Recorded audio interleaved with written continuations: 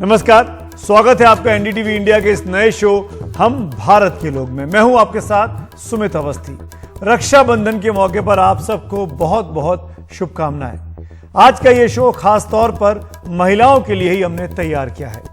चुनावी मौसम है, आपने भी नोटिस किया होगा कि आजकल मां बहनों के नाम पर सियासत खूब हो रही है।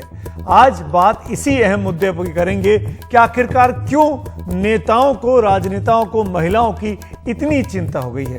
लेकिन सबसे पहले आज की बड़ी खबरें। इस वक्त देश में तोहफे देने की होड़ मची हुई है और वो भी खासकर महिलाओं को, चाहे वो बीजेपी हो या फिर कांग्रेस, महिलाओं को लुभाना चाहती है। तफसील से बात करते हैं। इसके बाद अगली खबर होगी क्यों महिलाओं को की चिंता इन नेताओं को सता रही है। आंकड़े क्या कहते हैं, डेटा क्या कहते हैं, वो आपके सामने रखेंगे। और तीसरी और महत्वपूर्ण चीज जिस पर हमारी नजर होगी वो ये कि तोहफे तो महिलाओं को बहुत दिए जा रहे हैं, घोषणाएं बहुत हो रही हैं, पर इनकी सुरक्षा पर अमल कब होगा, कब मणिपुर जैसी घटनाएं बंद होंगी, लेकिन वो आगे है। तो सबसे पहले बात करते हैं, महिलाओं को देश में 49% भी कहा जाता है। उसकी बहुत बड़ी वजह यह है कि पुरुषों के अनुपात में महिलाओं की आबादी हमारे देश में हमेशा आधे से कम यानी 50% से कम ही रही है। अगर आज की बात करें तो 140 करोड़ और 76 लाख की आबादी में, जो हिंदुस्तान की पूरी आबादी है, महिलाओं का अनुपात अगर निकालेंगे तो 1000 पुरुषों पर 943 महिलाएं आती हैं, जो कि कम है, काफी कम है। पर 75 साल की आजादी में ये रेशो में काफी ज्यादा इंप्रूवमेंट हुआ है, लेकिन अभी भी बहुत कुछ करना बाकी है। इस रेशो में 50% के बराबरी का हिस्सा होना बाकी है। अगर चुनावों की बात करें तो जब पहले आम चुनाव हुए थे 1952 में, तो करीब 17% ही महिलाओं ने वोट डाला था। यानी महिलाओं में राजनीति को लेकर, वोट डालने को लेकर उत्सुकता नहीं थी।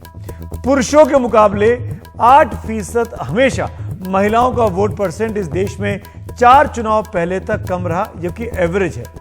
लेकिन आखिरी 4 चुनावों में अब परिस्थितियां बदलती हुई दिखाई दे रही हैं। कुछ आंकड़े देखिए कि कैसे महिलाएं आगे बढ़ रही हैं। ये आंकड़े आपके सामने हैं। मैं 2004 से बात करता हूं। 2004 में 52% महिला वोटरों ने वोट डाला था। पुरुषों का वोट परसेंटेज 62.5% था, करीब 10% का अंतर था। 2009 के आम चुनावों में 56% महिलाएं वोट डालती हैं और पुरुषों का वोट परसेंटेज 61% रह जाता है। यानी महिलाएं बढ़ी, पुरुषों का परसेंटेज कम हुआ। 2014 में 65.5% महिलाओं ने वोट डाला और पुरुषों का वोट परसेंटेज 68.3 हुआ। ये वो चुनाव था जब नरेंद्र मोदी का चेहरा सामने रखकर बीजेपी ने चुनाव लड़ा था।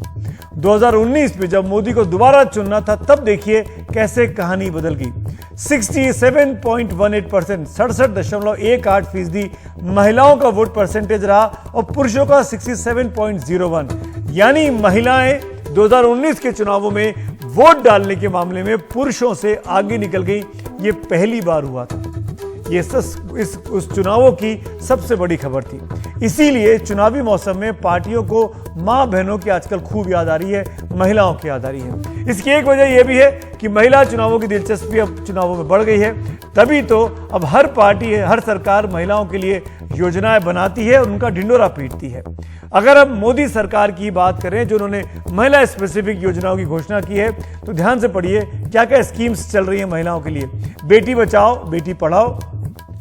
इसके साथ साथ एक और स्कीम चल रही है, उज्ज्वला योजना, सुकन्या योजना, जननी सुरक्षा योजना, मातृत्व वंदना योजना, फ्री सिलाई मशीन योजना, विधवा पेंशन योजना, स्त्री स्वाभिमान योजना, जो कि फ्री सैनिटरी पैड्स बांटने के लिए है, स्त्री स्वाभिमान योजना। अब अगर बात की जाए दिल्ली से निकलकर बिहार की नीतीश कुमार की सरकार की, तो उन्होंने महिलाओं के लिए किस तरह की स्कीम्स का अनाउंसमेंट किया, उसके ऊपर नजर डालते हैं। पहली योजना है आंगनबाड़ी लाभार्थी योजना, महिला लोन योजना, जिसमें 10 लाख रुपए तक का लोन महिलाओं को देती है सरकार। ये 2 बड़ी योजनाएं नीतीश कुमार चला रहे हैं। ऐसे ही अगर कांग्रेस रूलिंग राजस्थान की बात करें, जहां पर अशोक गहलोत मुख्यमंत्री हैं, उनकी कुछ योजनाएं जो महिला सेंट्रिक हैं, महिलाओं के लिए हैं। उसमें एक है प्रसूति योजना, जो गर्भवती महिलाओं को मिलती है फायदा। एक है राजश्री योजना, एक है शुभ शाक्ति योजना, एक है महिला फ्री स्मार्टफोन योजना, यानी महिलाओं को फ्री स्मार्टफोन सरकार देती है। यानी हर सरकार, मोटा मोटी मैंने एग्जांपल देके बताया किस तरीके से महिलाओं को लुभाती जा रही है अलग अलग स्कीमों के तहत, अलग अलग सरकारों के। उसकी वजह वही कि महिलाओं की राजनीति में दिलचस्पी बढ़ी है और पार्टियों को समझ में आ गया है महिलाओं को साथ रखना होगा। इसीलिए कल जब गैस सिलेंडर के दाम 200 रुपए केंद्र सरकार ने कम किए तो बाकायदा कहा गया कि रक्षाबंधन का त्योहार का गिफ्ट दिया गया है। आज राहुल गांधी कर्नाटक में थे, गृह लक्ष्मी योजना की शुरुआत कर रहे थे, उन्होंने भी महिलाओं को ही संबोधित किया। सुनिए।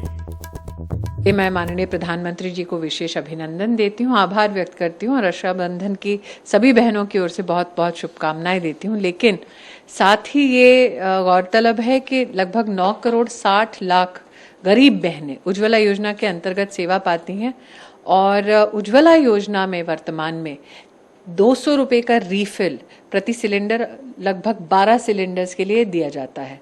तो आज जब 200 रुपये और घटा तो उज्ज्वला योजना से संबद्ध जो गरीब बहनें उनको तो 400 रुपये का फायदा हुआ है। कांग्रेस पार्टी कुछ कहती है, जब कांग्रेस पार्टी के नेता कुछ कहते हैं तो हम वो करके दिखाते हैं। और आज जब हमने ये टैबलेट पे बटन दबाया तो हमारी करोड़ों महिलाओं को सीधे उनके बैंक अकाउंट में 2000 रुपए मिले। और जैसे आज हुआ वैसे ही हर महीने करोड़ों महिलाओं को सीधे बैंक अकाउंट में 2000 रुपए मिलेंगे। सुना आपने, महिलाओं को 200 रुपए का फायदा, 2000 रुपए का फायदा। आपको याद दिलाता हूं, उत्तर प्रदेश के चुनाव की तरफ ले चलता हूं। प्रियंका गांधी ने पूरा कैंपेन लड़ा था महिलाओं को केंद्र में रखकर। प्रियंका गांधी यूपी की इंचार्ज थी कांग्रेस पार्टी की।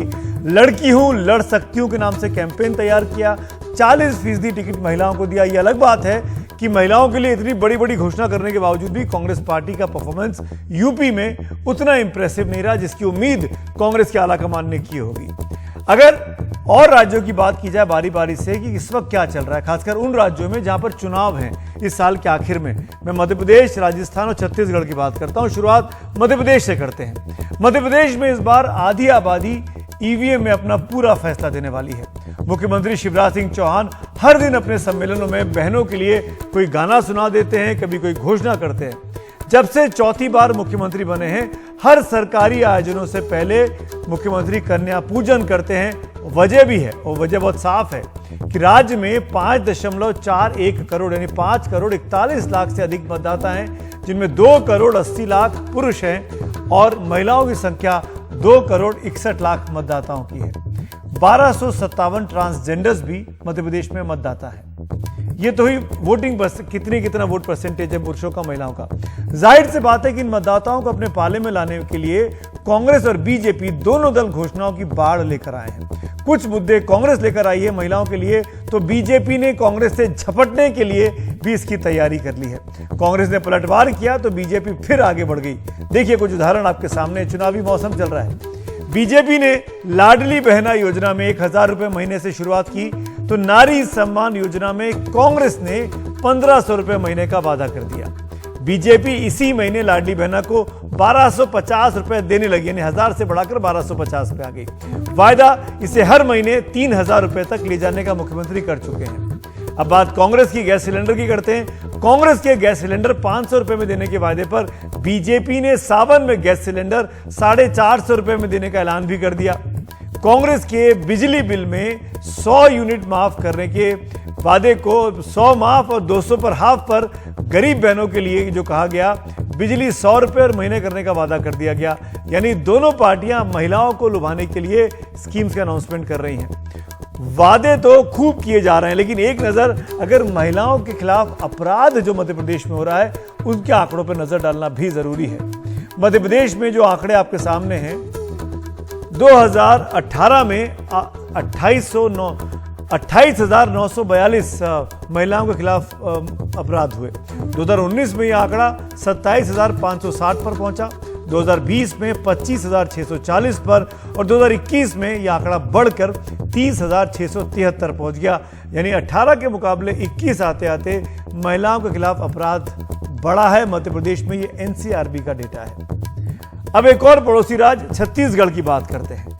छत्तीसगढ़ में भी चुनाव है। मध्य प्रदेश के मुकाबले यहां पर काफी कम मतदाता हैं। मतदाताओं के परसेंटेज की बात करें तो कुल 1,96,00,000 वोटर्स हैं, जिनमें 98,02,020 वोटर पुरुष हैं, वहीं 98,60,000 महिला वोटर हैं, 762 ट्रांसजेंडर वोटर्स हैं। अगर योजनाओं की बात की जाए कि कैसे महिलाओं को लुभाया जा रहा है, तो छत्तीसगढ़ बीजेपी जहां विपक्ष में है उसने कुछ खास वादे अभी तक तो नहीं किए हैं, लेकिन केंद्र की योजनाओं के लिए अपनी पीठ जरूर थपथपाती है। मसलन के लिए बीजेपी कहती है कि रसोई गैस के दाम 2,000 रुपए कम होंगे। छत्तीसगढ़ की महिलाओं के लिए राखी का तोहफा वो उसको बता रही है। 29 अगस्त को ही कोरबा से रायपुर तक नई लोकल ट्रेन की शुरुआत मुख्यमंत्री कर चुके हैं। शराबबंदी की मांग को मुद्दा बनाकर संकेत दिया जा रहा है कि यदि बीजेपी की सरकार बनी तो शराबबंदी कर सकते हैं। इसकी बड़ी मांग महिलाएं राज्य में करती आई हैं। वहीं कांग्रेस में मुख्यमंत्री भूपेश बघेल ने संकेत दिया है कि अगली बार सरकार बनी तो गैस सिलेंडर के दाम 500 रुपए कर दिए जाएंगे। महिलाओं की सुरक्षा व सम्मान के लिए 15 अगस्त को ऐलान किया था कि छेड़छाड़ और रेप के आरोपी सरकारी नौकरियों में आवेदन के पात्र नहीं रहेंगे। लेकिन अगर छत्तीसगढ़ में महिलाओं के खिलाफ अपराध की बात करें तो ये आंकड़े जो एनसीआरबी के हैं वो आपको जरूर देखने चाहिए। 2018 में छत्तीसगढ़ में 8,587 मामले दर्ज हुए, 2019 में 7,689, 2020 में 7,385 और 2021 में 7,344, यानी मुकदमे महिलाओं के खिलाफ अपराध के राज्य में कम हुए हैं बीते 4 सालों में, जिसमें कोविड के 2 साल भी शामिल हैं। अब अगर तीसरे राज्य की बात करते हैं जो कि राजस्थान है, जहां पर कांग्रेस की गहलोत सरकार है, वहां पर क्या स्थिति है चुनावों में। कुल 5,02,00,000 वोटर है राज्य में, 2.7 करोड़ है, 2,70,00,000 पुरुष वोटर हैं और 2,48,00,000 महिला वोटर हैं। राजस्थान में अगर महिलाओं के लिए स्पेसिफिकली जो योजनाओं की घोषणा की जा रही है, दोनों तरफों से उसकी ओर नजर डालते हैं। राष्ट्रीय योजना में बच्चियों को 6 किश्तों में 50,000 रुपए मिलते हैं। महिलाओं को 500 रुपए में गैस सिलेंडर का वादा अशोक गहलोत कर चुके हैं। महिला विधवा उपहार योजना चल रही है, शुभ शक्ति योजना चल रही है, श्रमिक परिवार की अविवाहित महिलाओं को 55,000 रुपए की योजना चल रही है।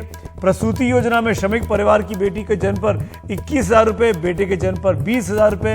महिला मुफ्त स्मार्टफोन योजना चल रही है, 1,35,00,000 लोगों को मुफ्त मोबाइल देने की बात है, 3 साल मुफ्त इंटरनेट देने की सुविधा की भी बात है।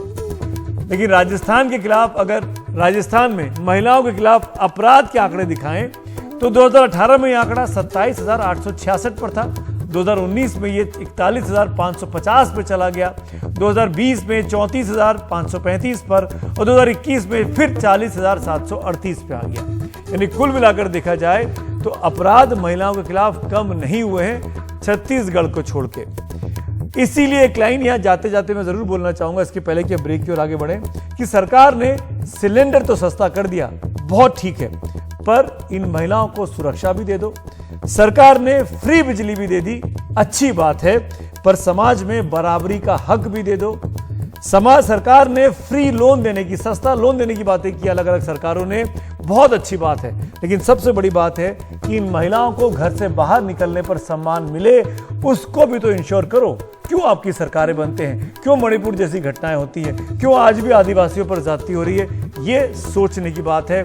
जनता को चुनावों में अपने वोट की ताकत दिखाने की फैसला भी उनको इसी के आधार पर करना चाहिए कि कौन सी सरकार उनके लिए फायदेमंद साबित होगी। वक्त हो रहा है ब्रेक का, ब्रेक के उस पार जब लौटेंगे तो राखी के मौके पर वीडियो पर।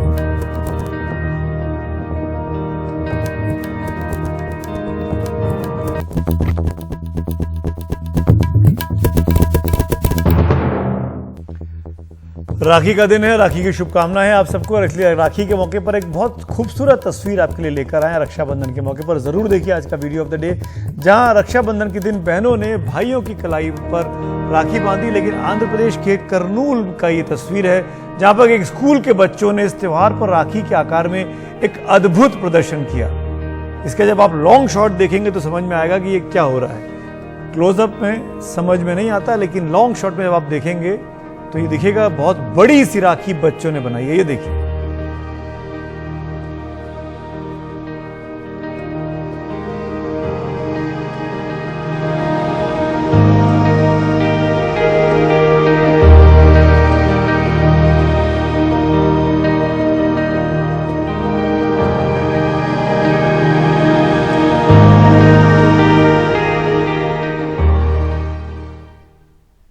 आपकी राखी शुभ हो। शुभ रात्रि।